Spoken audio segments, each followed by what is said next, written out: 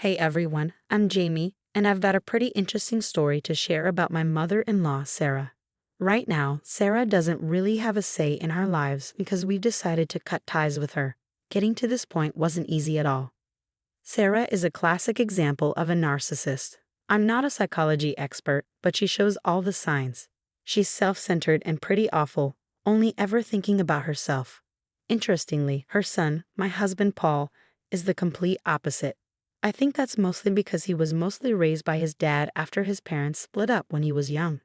Sadly, he only reconnected with Sarah after his dad died from a serious illness. From what Paul's told me, it's clear that Sarah is really controlling and manipulative. Paul once told me, "Jamie, my mom expects so much from me. She thinks she's entitled to everything I have and expects me to take care of her forever." He shared how she used to take all his money when he started working during school. For a long time, Paul thought this was normal parental stuff, but it's not healthy. I told him you were basically her servant, working while she did nothing. But you've got to make some serious financial changes, Paul, I urged. I know, Jamie, he replied. I've tried talking to her, but she always guilt trips me about abandoning her or leaving her to fend for herself. I even suggested she get a job, but she refuses to listen. Paul struggled to manage his student loans since he was financially supporting Sarah throughout college. She stopped working when Paul was 17, the same year he got his first job. From then on, he was designated as the family's primary breadwinner, isolated from their extended family and under Sarah's stringent control. He had always considered this dynamic to be normal. He didn't have friends because Sarah didn't allow it, and he couldn't afford a phone. When Paul went to college, he was introduced to a whole new world. Despite Sarah's attempts to prevent him from attending, he pursued higher education. It was there, away from his mother's overwhelming influence and meeting a variety of people, that he finally realized the abnormality of his upbringing. "Paul, your mother has been quite abusive towards you," I told him. "She's manipulated you for years and even squandered the inheritance your father left. Why do you continue to support her?" "What can I do, Jamie?" Paul replied, his voice tinged with resignation. "After hearing for years that she deserves my money, it's hard to shake off. I can't completely cut her off. She's the only family I have left apart from you." "I understand," I said gently, "but you need to reconsider your situation. You're drowning in debt. How much longer can you manage this?" Paul didn't have an answer. He realized that continuing to support Sarah meant he could never escape his financial burdens. This situation also made me question our future together. I was aware that Sarah could become a significant issue, potentially claiming a stake in everything we owned. She already disliked me, resentful of the bond Paul and I shared. "Don't think you can take my son and his money," Sarah would snap at me. "I'm his mother, and the only one who deserves his things. You're just a gold digger trying to steal my son." "You need to stop relying on Paul," I retorted. "He's an adult, and so are you. You're perfectly capable of taking care of yourself." "Shut up, girl. Don't tell me how to live my life. I won't lose my lifestyle for a worthless girl like you." "Paul will always be under my control, and I'll make sure of it," she replied sharply. Sarah's harsh words were alarming, but I was determined to stand up for Paul. Unlike him, I had a strong backbone and a flair for subtle revenge, which allowed me to handle Sarah without letting her harm us too deeply. Although I often endured her insults, I found them bearable. As the years passed, both Paul and I finished college. I began working in a studio, and Paul landed an excellent job as a graphic designer. Despite his difficult upbringing, he was a diligent student and achieved considerable success. Nevertheless, Sarah continued to exploit his finances relentlessly. When Paul and I got engaged, Sarah was furious. She accused him of marrying a gold digger and worried aloud about her welfare. "How can you even think of getting married now? You still need to take care of me. Getting married would be a bad financial decision," she argued. "Mom, I'm already taking care of you, and getting married won't change that," Paul reassured her. But Sarah wasn't convinced. "But your wife will take all your money. You'll have nothing left for me. She doesn't earn much, and her mother is no help either. They'll both just become a burden to you." "Excuse me, but my mom and I are perfectly capable of managing on our own. We don't need to rely on your son," I interjected calmly, although internally I seethed at her accusation. I avoided telling her that she was the actual financial burden. I knew it would only ignite a pointless argument, and I preferred to keep the peace. Sarah interpreted my silence as an opportunity to further insult me and my family. My family, valuing respectability, chose not to retaliate against her barbs, preferring not to stoop to arguing with a narcissist. That was until one day something alarming happened.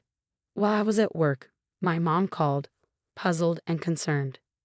"Jamie, why is your stuff at my house?" "Did something happen with Paul?" she asked. "What are you talking about, Mom? Nothing has happened between us." "How do you know it's my stuff?" I replied, confused. "The moving guys told me your name," she explained.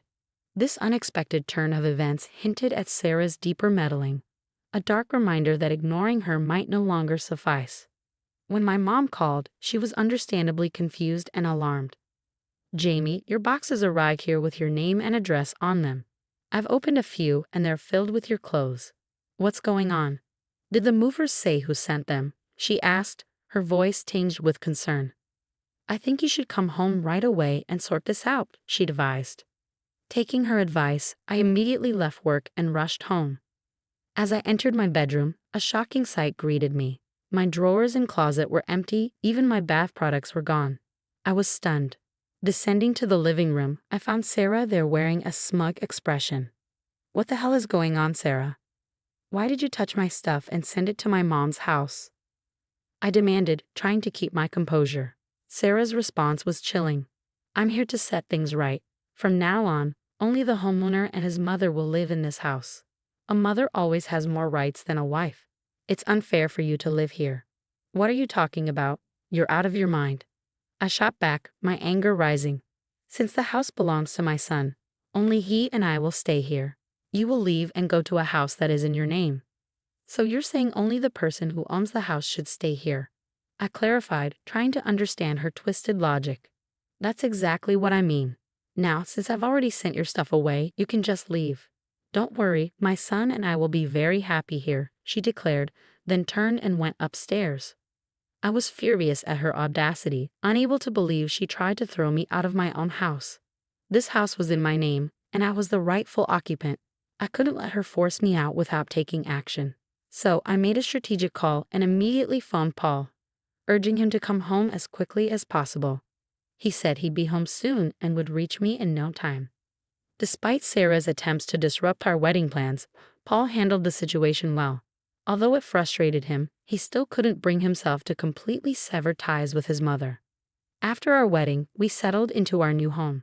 The details of how we acquired the house aren't pertinent right now, but Sarah was livid when she found out. She called me fuming. "So you've already started messing with my son's money, buying expensive houses without even discussing it with me," she accused. "I have no idea what you're talking about, Sarah. Besides, how Paul and I handle our finances is none of your business," I replied, cutting the conversation short. Her resentment was palpable. "You think you can live in a big house while I'm stuck in this small rented apartment? Mark my words, Jamie, you won't enjoy my son's house alone." At the time, I didn't take Sarah's threats seriously. She had a habit of making such dramatic statements, and I had also developed a habit of ignoring her and not giving her the reaction she wanted. I relayed to my mom when she arrived at our house to check on the situation. We were both deeply unsettled, but I knew we needed to stand our ground and confront this outrageous attempt by Sarah to usurp our home. When Sarah saw my mother, she was visibly flustered. "What the hell, Jen? Why is your mother here? I told you that you and your family can't be here." "I've already sent your stuff to your mother's place," Sarah exclaimed. "Then why is she here?" I replied with a smirk. "Well, you said that from now on, only the homeowner and the mother can stay here. So I called my mother and invited her over. This house is owned by my son. You should not be here," Sarah countered sharply. "I demand you to leave as soon as possible." I couldn't help but laugh, finding the irony too delicious, and my mother joined in. Though I was angry, the laughter was a welcome relief because I knew what needed to be clarified next. Once we composed ourselves, I turned to Sarah with a calm demeanor.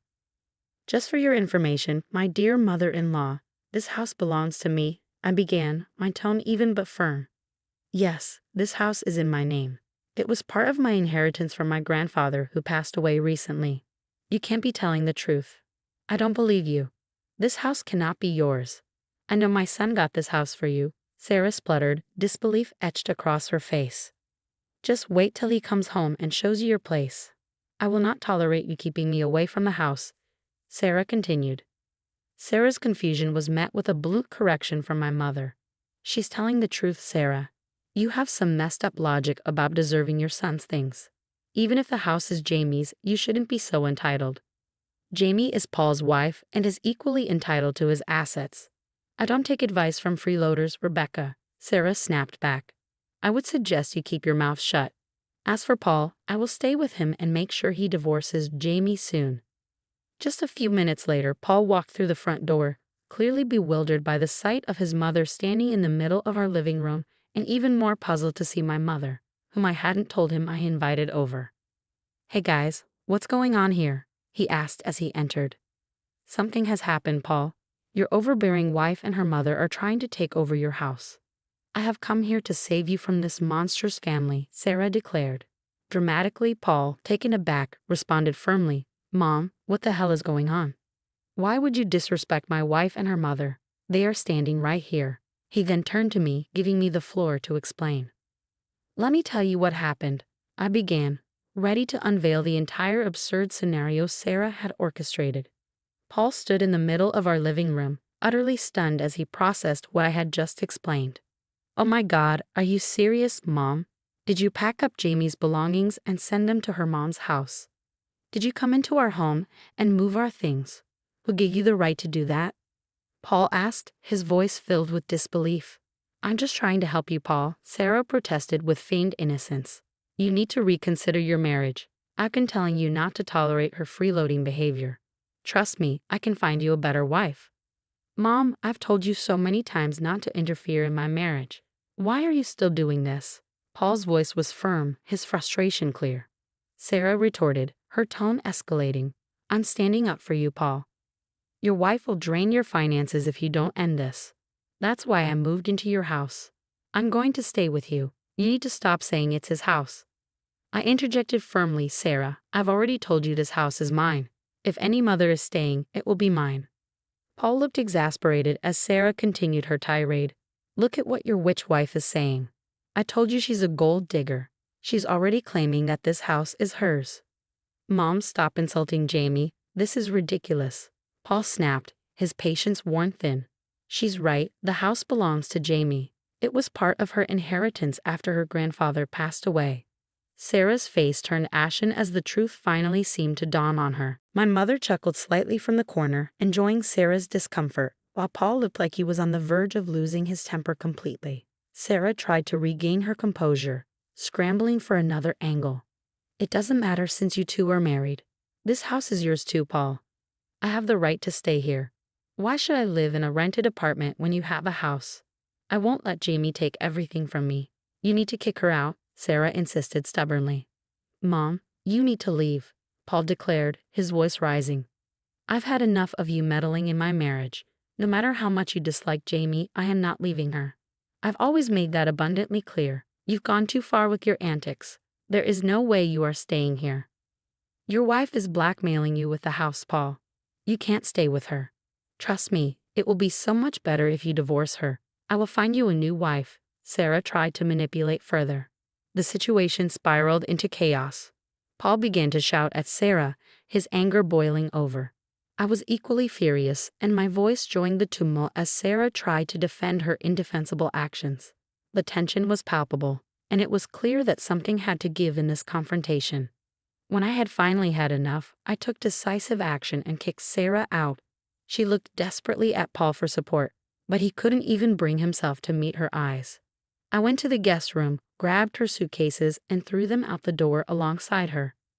Sarah spent a solid hour weeping on our doorstep until I warned her that I would call the police if she didn't leave. Eventually, she got up and left inside. Paul was overwhelmed with guilt and began to apologize profusely. My mom discreetly went into the kitchen to give us some privacy. Jamie, I'm so sorry. I should have cut ties with my mom a long time ago. All these years, she kept attacking you, and I still allowed her in our lives. I thought she might change and accept you as my wife, but it's clear now she never will, he lamented. Paul, I understand she's your mom and you felt the duty to take care of her. But her behavior has been unbearable. She tried to kick me out of my own home. I responded, my voice firm yet weary. I know Jamie, and I can't believe she went that far. But don't worry, she won't get away with this. I'm going to stop supporting her financially. She doesn't deserve my kindness after what she's done. You won't have to deal with her again, Paul promised, his tone resolute. We spent a long time discussing our boundaries and expectations moving forward, reaching a solid understanding that brought me considerable relief. To lighten the mood, my mom stayed for lunch, and we ordered some delicious meals through DoorDash. Despite the morning's upheaval, the day turned out fairly well, except for my belongings being displaced. It was satisfying in a way to finally show Sarah that her behavior was unacceptable. My mother had spoken to the moving company when they arrived at her place and explained the situation. They agreed to return my belongings, though it would take some time. In the meantime, Sarah didn't cease her attempts to stir trouble. She bombarded Paul with calls and sent me a flurry of texts accusing me of controlling him and forcing him to cut her off. I showed all her messages to Paul, who was livid and found himself in several heated exchanges with his mother over the following days. It felt like we were trapped in an endless cycle. That cycle finally broke when we decided it was time to take legal action. We reported Sarah to the police, pressing charges of trespassing, theft, and harassment.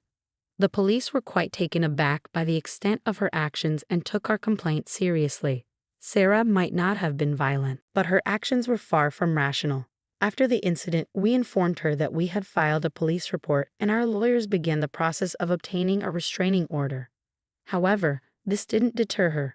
She showed up at our house, furious and unapologetic. How dare you file a police report against me? I'm your mother, and I deserve respect. Paul, you can't do this to me, she screamed at us. I'm done being quiet every time you overstep. What you did was a criminal offense. I don't care what the law says. I'm entitled to be in this house. You've even stopped paying me money. I have nowhere to go.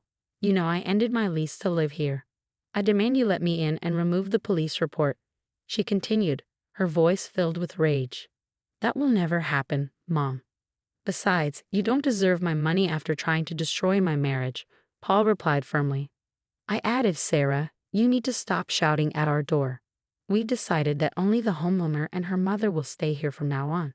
Since you are neither, you need to leave. My words pushed Sarah over the edge, causing her to have a breakdown right on our doorstep. The neighbors started to peek out of their homes, drawn by the commotion. It was quite embarrassing. At one point, a neighbor approached our front door to ask if he should call the police. When Sarah lunged at him and shouted, he didn't hesitate to dial 911 and let them listen to what Sarah was saying. My mother-in-law continued her tirade until the police arrived and arrested her. This unfortunate spectacle provided us with the necessary evidence to secure a restraining order. Given that Sarah had also been harassing my mother, Paul suggested a surprising solution. Jamie, I think we should let your mom stay with us for a while, he proposed. Sarah knows her address and won't stop harassing her. She's becoming increasingly unhinged, and I'm worried she might escalate her behavior. It would be safest if Rebecca stayed here. Are you sure about this, Paul? I don't want you to feel uncomfortable with her living here, and I don't think Mom would want to impose, I responded, concerned about how the dynamics might affect him. Paul assured me, I feel bad for Rebecca, and it's the right thing to do. I don't mind at all. It's better for everyone's peace of mind if she stays with us for now. He reassured me, saying, I know Rebecca is a reasonable person, Jamie. I have no problem with her staying here. She's very respectful of our boundaries. Besides, only the homeowner and her mother can stay here, right? That joke between us brought out a hearty laugh, lightening the mood despite the circumstances. I could see that Paul was still struggling with the fallout from his mother's actions, but he was earnestly trying to distance himself from Sarah's toxic influence. Cutting ties with a narcissistic parent is a complex and painful process. We've been discussing therapy for Paul to help him navigate these emotional waters. He's open to the idea but needs some time to organize his thoughts. Understanding his mental state, I'm doing my best to support him. Meanwhile, Sarah, cut off from directly contacting us, has been trying to appeal to my mom, Rebecca, to garner sympathy. She laments about how unfairly she's been treated, claiming she has nowhere to go and is now living in her car. Over the years, Sarah has alienated so many people that no one is willing to take her in. Paul remains firm in his decision not to support her financially anymore, forcing Sarah to face the reality of finding a job, an idea that terrifies her, especially with several police reports and an arrest on her record. We've reached a point where we are indifferent to her plight. I can candidly say that I am relieved to see Sarah facing the consequences of her actions. This tough love is long overdue, and while it's harsh, it's necessary for our peace and to finally bring some sanity back into our lives.